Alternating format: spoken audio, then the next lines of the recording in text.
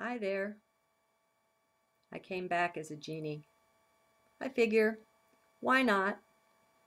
The journal I have to read to you is called Your Greatness Stands Ready to be Revealed to You, working with the Mayan day energies. Now, this is from some time ago. It was 8/9 of 2010, the second of that day. The Mayan day was 10 Eagle. But we're getting ready to step into the new year. Maybe you're listening to this in the new year. And I don't have a clue. I don't write these things. They come through me in some way. They're not channeled. And I can't explain it, so I'm not going to try. But I do want to say that you are the genie. I am the genie. And our greatness, a lot of it hangs on our vision. Look at these big eyes I have here. Let's see. Can he wink both of them? No, he can't. Oh, well. You know, maybe if I got a fancier camera, it would have fancier animatronics or whatever this is. Anyway, the way I'm seeing things, and have been for some time, is that pretty much everything hangs on our vision. What is greater if you're looking at a building in downtown, a great edifice, you know, something big, Empire State Building or something. What is greater, the physical creation or the thought, the plan, the architect's drawings? I would posit to you that if we step up and out of time, that building is a comer and a goer. It has a temporary reality that seems much more solid than the thought that gave it birth, the vision, the plans. I would say to you, however, that the plans are eternal. Thoughts and ideas don't go anywhere. There is, some have called it Akasha or the Akashic Records, the Book of Life. There's different ways of saying it, but somehow it seems there's an aether, however we want to say it, that is so subtle, so sensitive that it records everything. And there really is no time, and so it's all simultaneous. And it can't be figured out with the 3D mind. That's the whole thing here. I mean, that's what I've learned anyway. I have had such tremendous freedom and release since realizing that it's not the mind's fault that these things can't be figured out, that things are far greater and grander than any 3D mind, brain, or so on could comprehend, could conceive of. It's much bigger than that. You see, we contain the brain and the mind. We contain the body. We contain the cosmos. And the biggest question is, who and what are we? And it's just not a thing for the mind, And mostly people, when they get on the spiritual path, can't help it. They're creatures of mind. And they think if they come to a mental comprehension, a good solid understanding of what this or that teacher has to share and to say, that will get them there. Whatever there is, the fabled enlightenment, awakening, whatever. And I have found that to be inaccurate at the base of it. It's just based on falsehood. It just doesn't work that way. And so one can spend endless lifetimes pursuing it like that. And I think most of us have. I know I have. I can feel some of them in there, Come on, you're living all your lifetimes now. Don't feel like they're distant from you. If you get rid of the idea that time is some kind of a limit or a barrier that you can't cross, well, maybe mind can't cross it, but honey, you ain't mind. And you can. And that's pretty simple. But all this magic is done through the heart. And you won't catch me defining things because definitions, like words, are mental things. And that's just mind ever and forever thinking. It can get a grip. It can understand. If it just studies enough, if it just tries hard enough, if it just goes to enough seminars, if it just finds the right teachers, weeds out the wrong ones, if. Well, for what it's worth, I share my path with you here, which isn't a path anymore. But again, I haven't got new language for that yet. It has to be relanguaged, I know. And it'll happen, heart will show it to me at some point. I don't go to mind for these things. I really don't. I just let all of this stuff arise from the heart. And right now, what it feels like is I've got this great, massive artesian well of a thing. And I can feel it rising up from the base. And it's like this massive, 3 feet in diameter flow of some kind of water, spiritual water. And it reaches the heart. And it's like the top of the fountain there. And it's just overflowing and beautiful and blissful. But if I follow it down farther, it's anchored into the earth.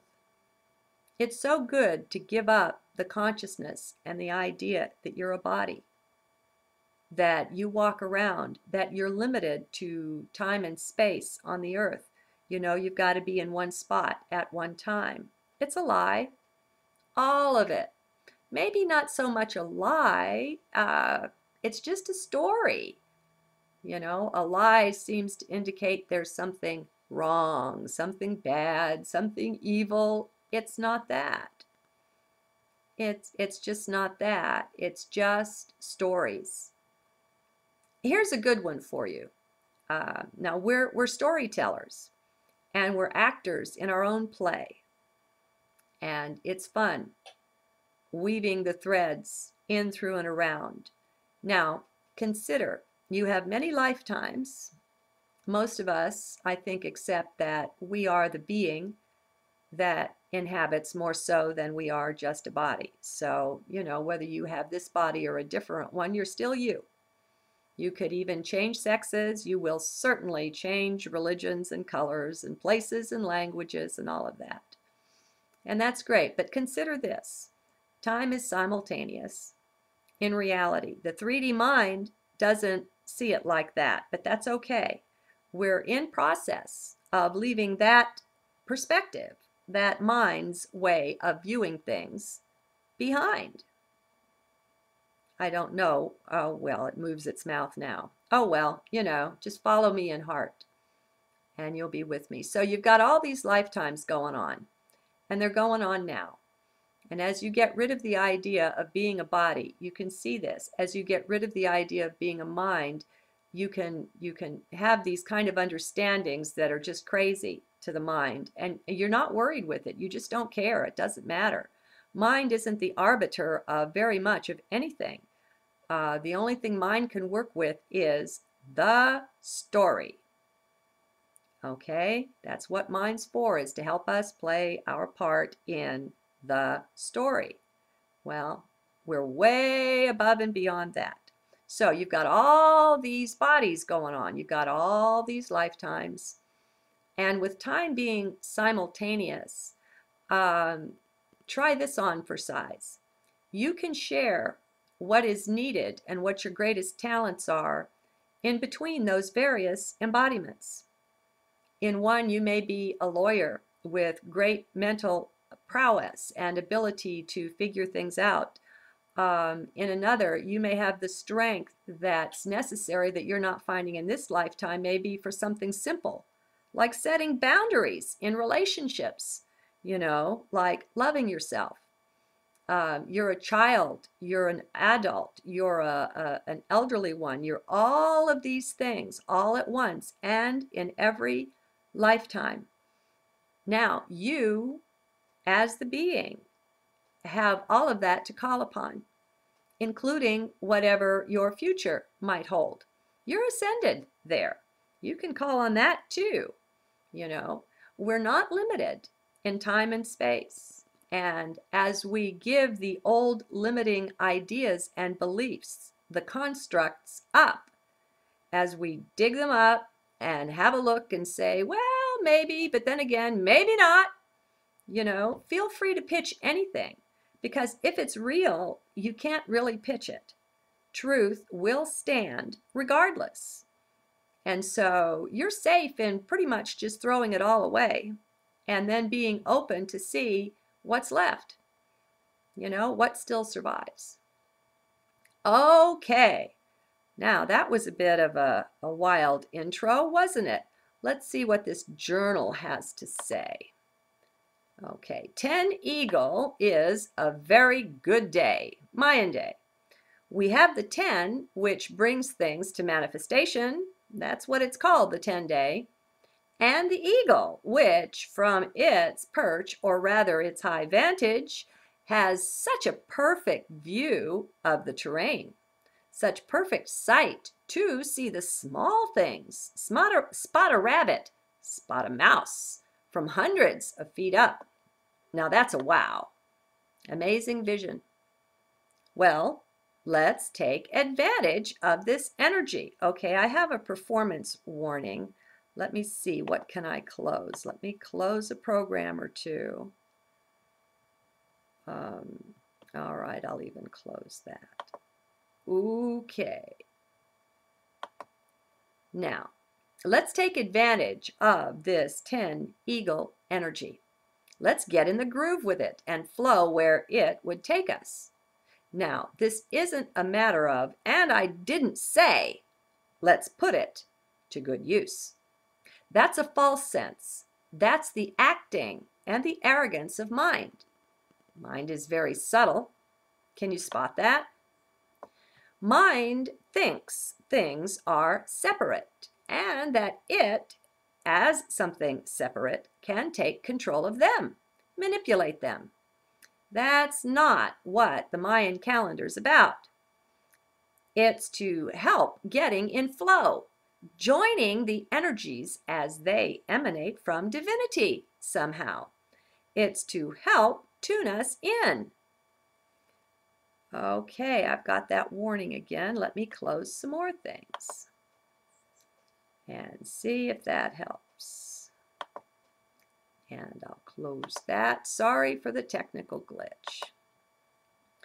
Okay, would you take a bird's eye view of your life? You can do it, especially on this day, an Eagle Day. If you don't think so, then here's a link. Go back and look how the previous journal turned out. Please know that my mind doesn't plan these things. It notes down the Mayan day, then just enters the flow of that. It doesn't think things at all. But you won't find a better use or an easier to spot one anyway of 10 Eagle energy than that journal meditation we took. See, this is the second journal of this day. It amazes me as I just realized that as I was writing this, how perfectly that last one demonstrated this Mayan day energy. Well, my friends, that's one of the reasons I make such a point of displaying the Mayan day on top of all of these journals. One day, this will be found very useful to those pursuing the calendar more deeply than we are. But moving on, what else is there in heart that wants out? Heart has that feeling again, almost of being congested. Well, not really, but full, very full. What arises? What comes out?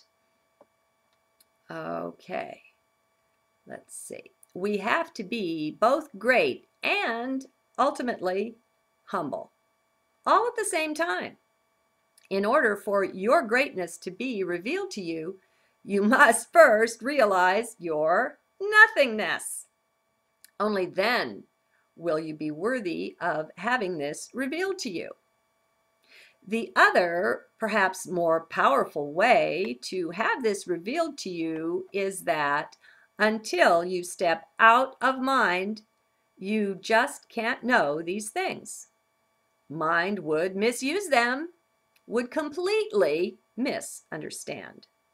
Then we'd be off on some useless trek to who knows where, yet again.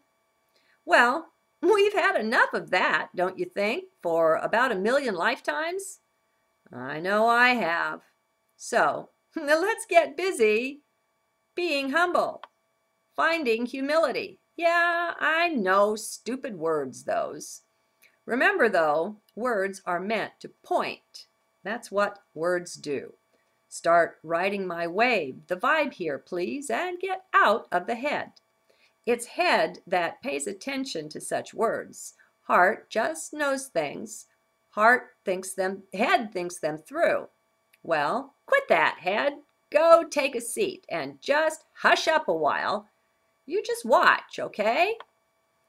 Your greatness stands full ready to be revealed to you.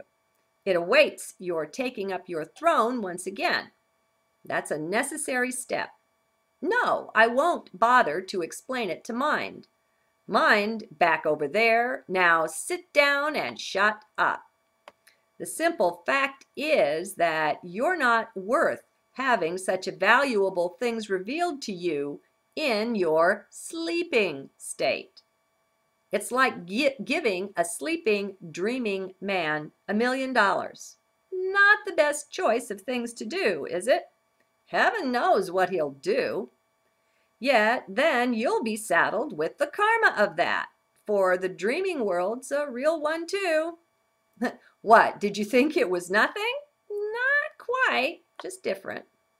So, your higher self is in charge of things, but you can choose to cooperate with the overall plan.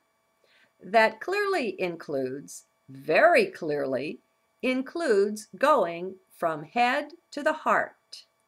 Leave the mind behind. That's your task if you choose to take it up. If you want to cooperate with that higher self up there and accelerate your progress, so to speak, for it's really not that. That's just what the image is, just what it looks like. Anyway, if you want to move forward in raising your frequency, vibration, then get out of the mind. Start ignoring your thoughts. The great sages know this. They may have the same thoughts as you do, but they don't believe them. They know not to trust the mind. So you can use your will to make that choice, to cease trusting your mind. Heart knows what to do. It's just waiting for you to come on board. Take the ride with it. But you've got to enter in. Otherwise, it's like giving too much candy to a baby. Not enough wisdom, sense of responsibility there to use it wisely. Baby gets sick and throws up. Okay, this about does it. Says what wants to be said. I don't know who talks through me, what that is. I just know I trust it, and that so many beautiful things have come forth over the decades that it's worthy of trust. That's what I do. You can do too. Just be mindless with me. Sure, you'll get laughed at more than a time or two, maybe. Well, so what, I say? Who the hell cares? Excuse me, who is there to care? If you investigate, you'll find no one's at home in there. That's merely an image you wear like a self. It's not really you. It's just some clothes that you wear for a while. No you inside. No one to get laughed at. No one to care. So, take this ride if you dare. It's worth it, my dear. It'll change you forevermore. Your divinity restore. That sound good? Okay. Enter heart.